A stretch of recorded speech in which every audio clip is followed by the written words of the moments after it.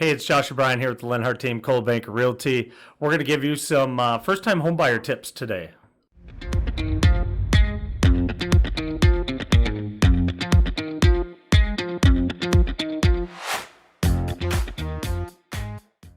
And do not start with the one that everybody knows and everybody says getting Get pre-approved. pre-approved. What else should a first-time homebuyer do to prepare to buy a house?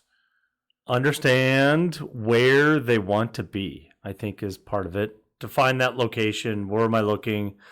And, obviously also too, I'm going to go back to it, is understand your finances. Not necessarily get pre-approved, but what's my budget look like? What's my, what's the money look like? Hot take. I think it's more important for a buyer to understand what they can comfortably afford than it is for them to know what they can be approved for. Correct. That is 100%. You know that people typically get pre-approved based off of their debt to income. And debt to income, they'll let you go up to typically close to, depending on some programs, 50%. 50%. If 50% of your income is going towards your debts, there's not much room left in there. Right. So I think Correct. Hot take on that is understand that that is what happens when you do get pre-approved, and it's not always great for a buyer. But what they need to understand is what am I comfortable with paying is hands down number one. Right.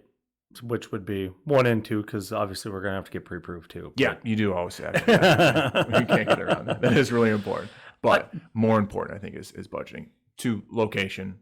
Yep, I would agree. Location, understanding what you're looking for too is probably 2 and 3. Like, do I have a specific style? Am I looking for a single family townhome? What's going to be within my budget? But area?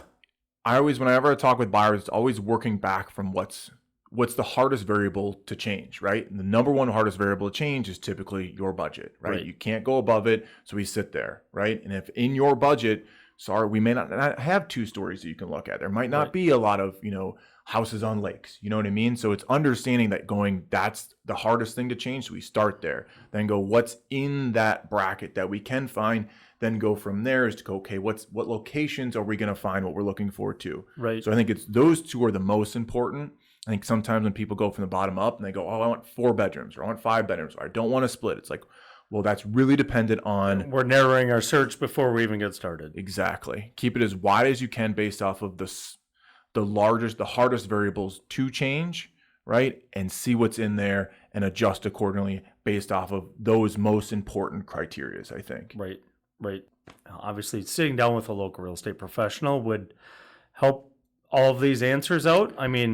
That's probably one. Understand, start interviewing for agents. You don't hire the first agent you talk to. Find the one that's going to work for you and works well with you.